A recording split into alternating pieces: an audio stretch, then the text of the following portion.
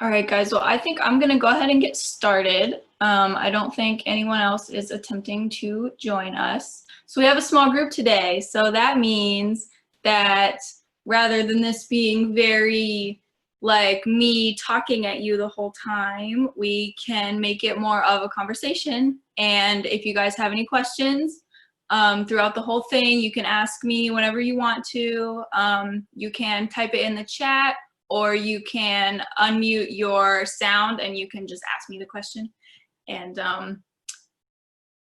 yeah, okay, so before I get into it, I am going to just give you a quick rundown of the topics that I want to cover in the next 30 minutes or so.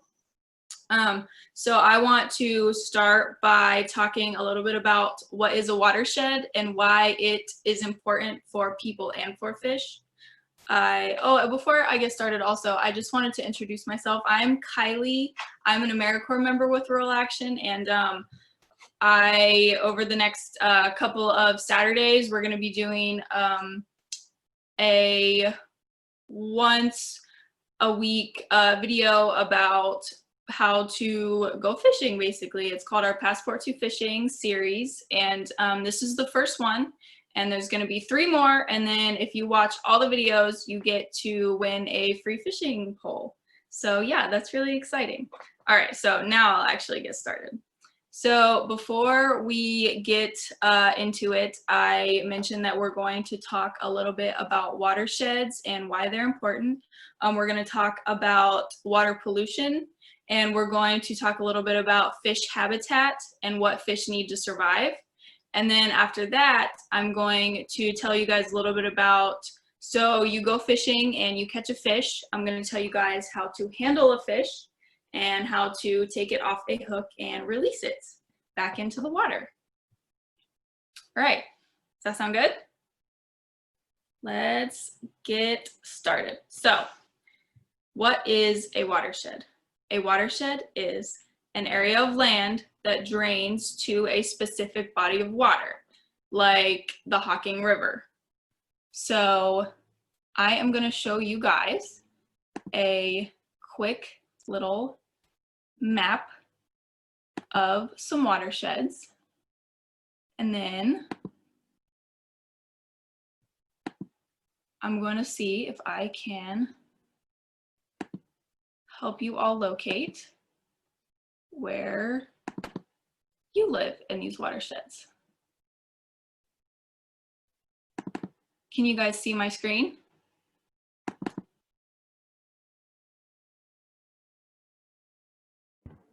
Yes. Okay, cool. So I am going to go ahead and make this big if I remember how to do this. 1 second.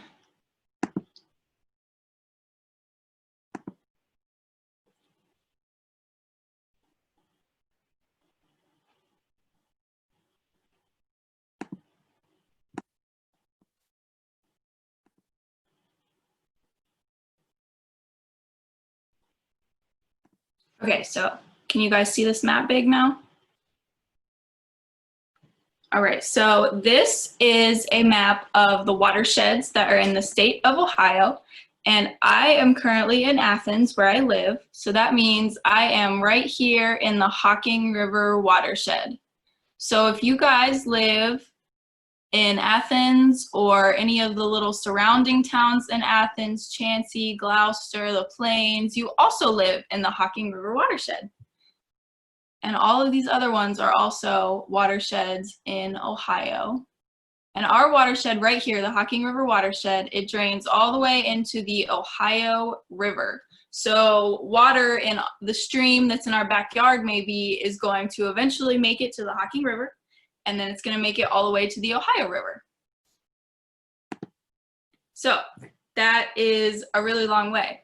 And it's really important for us to acknowledge the health of our watersheds, because it's not only important for us as people because we live in the watershed, but it's also important for wildlife that lives in the watershed with us, like fish that live in the water that we use. So all the water resources that we have that we use on a regular basis, we share them with the fish. And that means that we need, just like we need clean water to use every day, fish need clean water to live in. So we want to make sure that we aren't doing anything to pollute the water, because just like we don't like polluted water, fish don't like it either. Do any of you guys know any types of pollution that could affect water? I know one would be trash. If we put trash in the water, that's a type of pollution.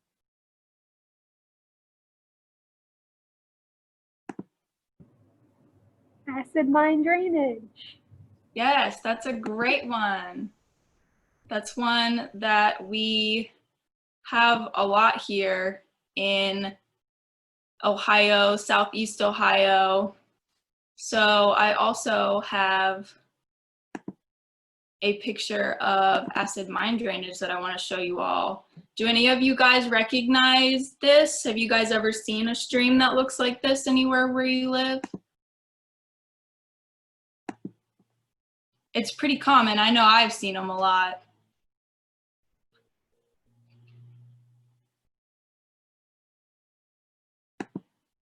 I want to show you guys also a more interactive look at water that might look like that. So yes, acid mine drainage I just showed, that is a result of mining, and it can pollute water in a really bad way and make it like that. So that orange color, that's all iron in the water, and it makes it so that the fish can't live in that water anymore, because that iron just, it's not good for them. It takes up all of their habitat, and I wouldn't want to live in that. The fish don't want to live in that. I don't blame them. And there's lots of other types of pollution that can affect water also, but we're not going to get too far into that today because we have other things to talk about. So, like I said, keeping our water healthy is really important for us and for fish and for all the other wildlife that's using the water in the watersheds that we live in. If any of you guys are familiar with the Southeast Ohio Young Naturalists Club blog, or if you were following the post or anything, there was an activity in that one where you could make your own paper watershed at home. And that was a really cool activity. If you guys want to learn more about what a watershed looks like or how a watershed works, I would definitely recommend checking that out, the Southeast Ohio Young Naturalist Club blog. There's also a Facebook page. And you can get on there and you can look at the What's a Watershed activity, and it's going to show you a lot more than I just said about watersheds, and it's going to show you how to make a fun craft about watersheds at home. Okay, so now I want to move into habitats while I try to pull up a nice picture to show you guys of some habitat. So do any of you guys know what a habitat is before I start talking about it?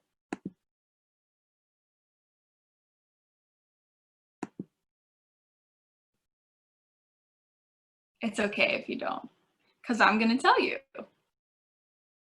So a habitat is basically another word for a home. It's where a fish would live, their habitat. And their habitat needs certain things in order to be good for them to survive. So what do you think that fish need to survive?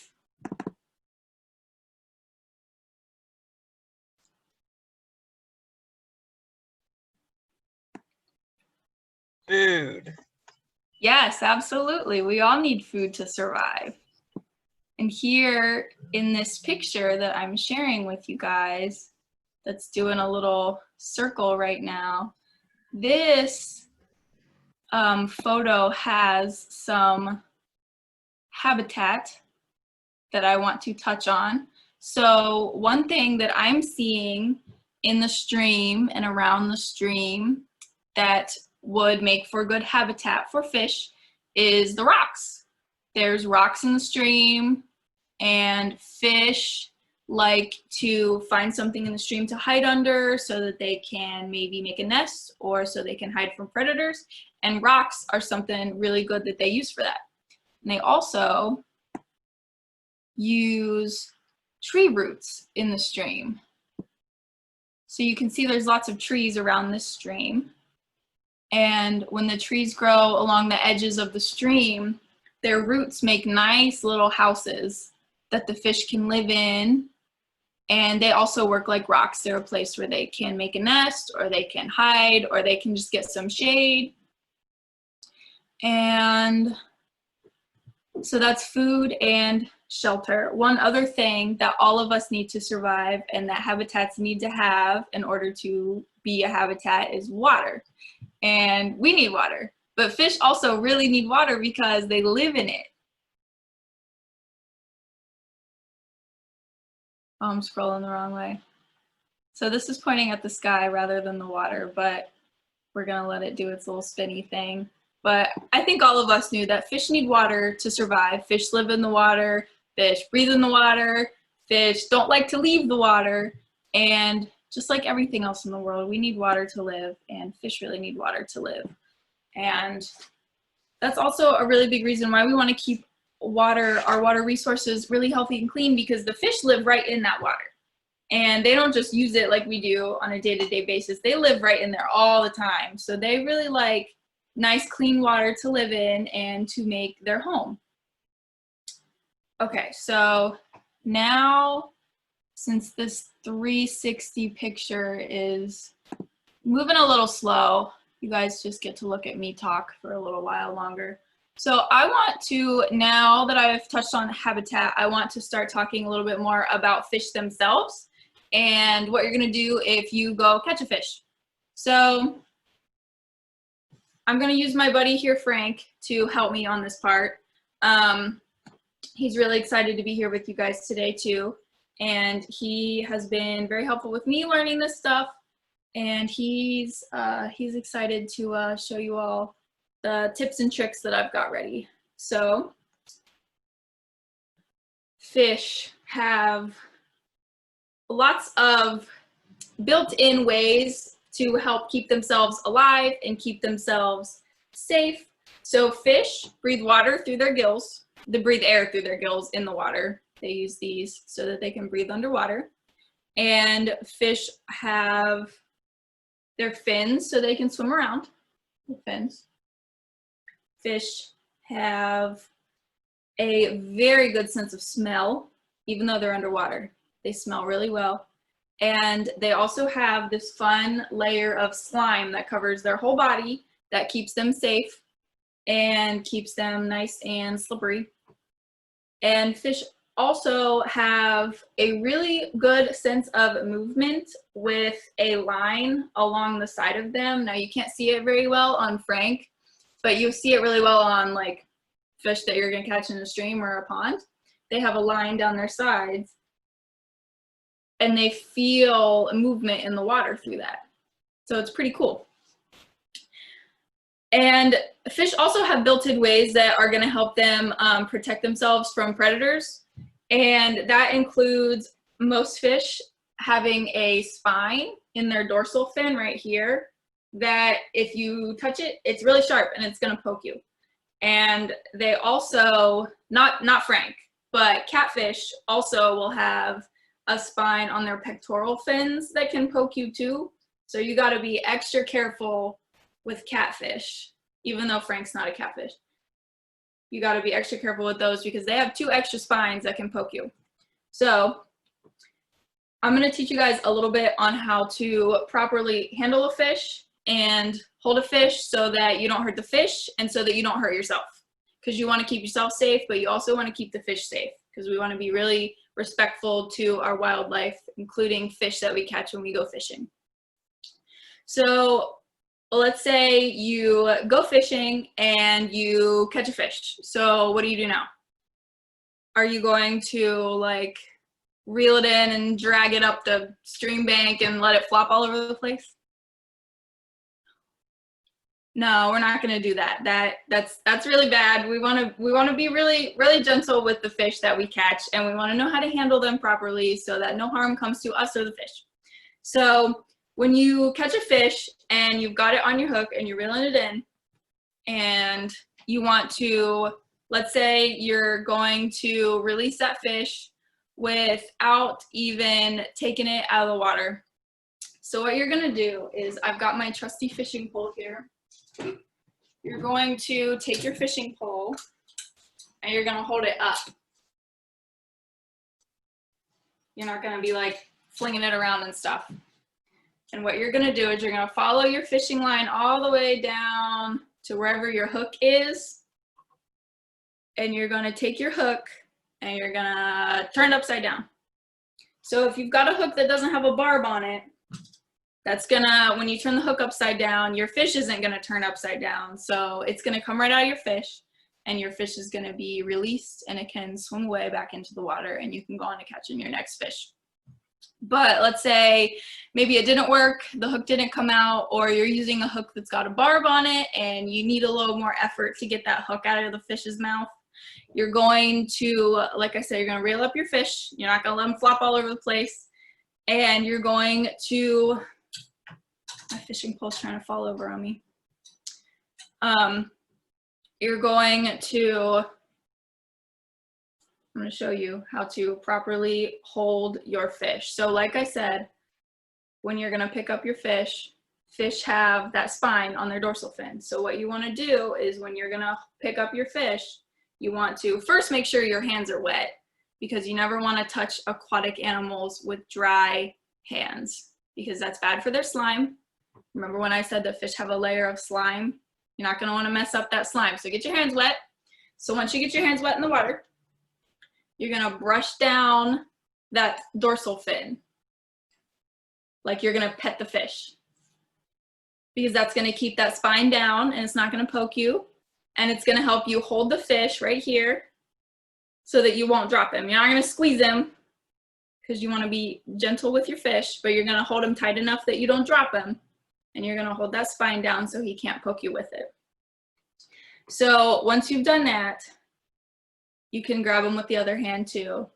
And you want to make sure you don't drop your fish, because that's really bad for them. That could hurt them. And some fish, when they're dropped, they don't live for very long after that. So you want to make sure you hold your fish tight enough that you don't drop him, but gently enough that you don't, you know, squeeze them too hard, because he won't like that either. And you want to also watch out for two things. You want to watch out for their gills, and you want to watch out for their eyes, because fish have very sensitive gills and they have very sensitive eyes. So you want to make sure you don't poke their eyes or anything. And their gills, they breathe through. They breathe underwater. They use their gills to breathe. So if you're like messing with their gills or anything, you might hurt them, and that could make it hard for them to breathe. So we want to make sure that we watch out for these two things very closely. Okay? All right, so another rule I like to follow is, once I've like holding my fish and I can get the hook out of his mouth, I want to try to not hold my fish out of the water for longer than I can hold my breath.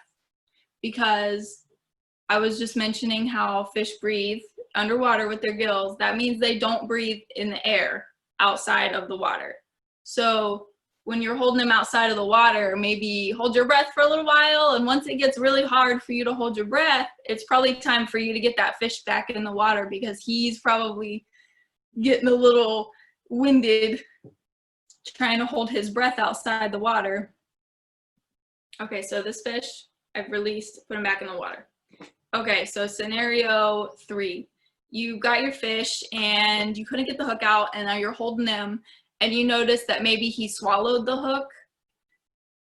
What you're gonna do if your fish swallows the hook, he swallowed the hook, what we're gonna do is, you're going to take your fishing line and you're going to snip it, and you're gonna leave that hook in the fish, because fishing hooks are going to rust and just dissolve relatively easily. They're going to be absorbed relatively easily, and it's going to be a whole lot safer for your fish if you just cut that line and leave the hook in there and then let him go back into the water, rather than if you're going to try to pull that hook out.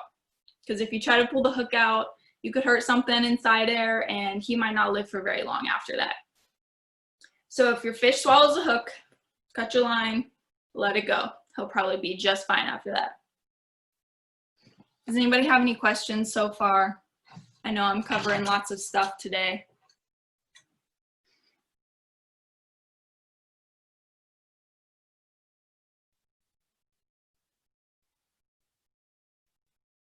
Okay, so another safety tip that I want to mention before I talk about anything else is that fishing pole is going to keep falling right on my head.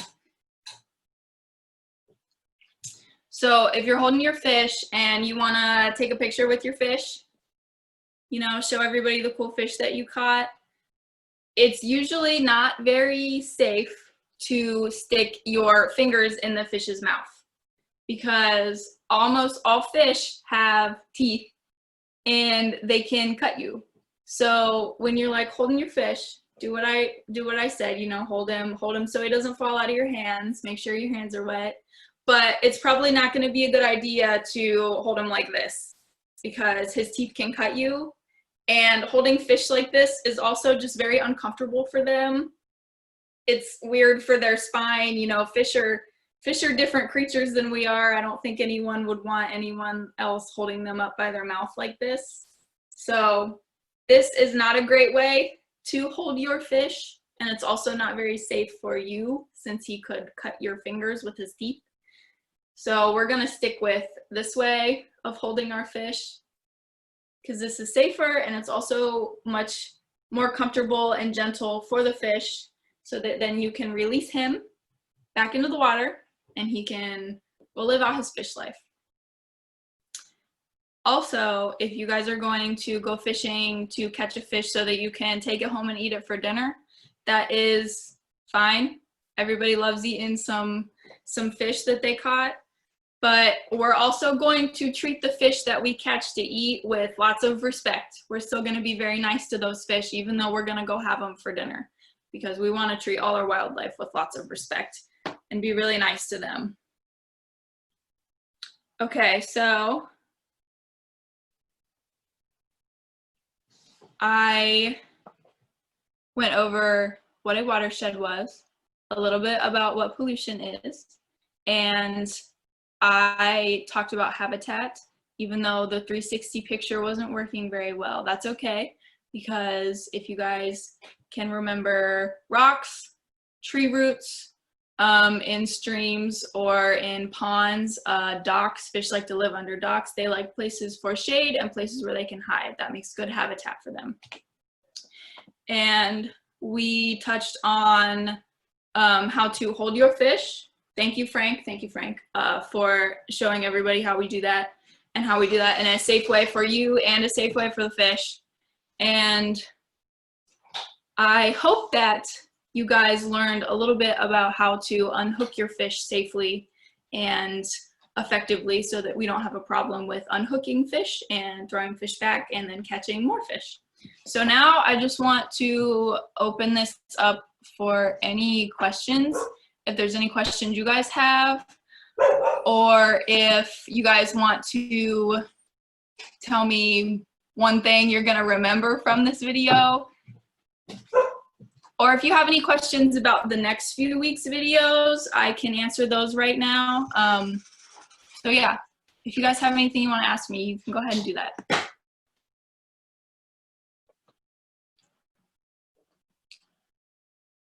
Oh, that's great. You should go fishing again now that we're doing some fishing tips. I haven't been fishing in a really long time too, and I really would like to go.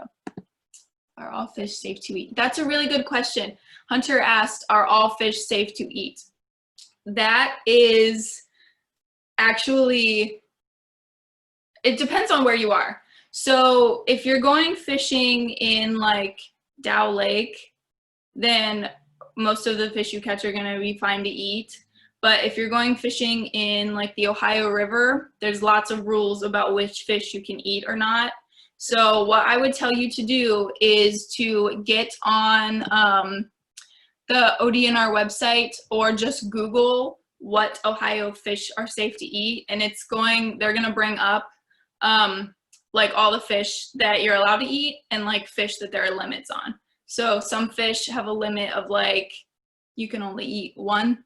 So it depends on where you're fishing out of, what body of water it is, but I would absolutely check online first just to make sure that you're eating a safe fish. That's a great question.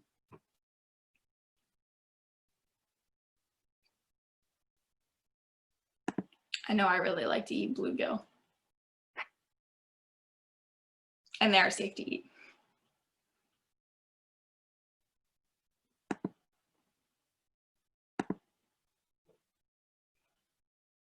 So next week, our video is going to be about how to tie a knot on your fishing line, how to tie a hook on. This isn't a hook, obviously, because I have this pole inside, so it's not safe for me to have a hook on.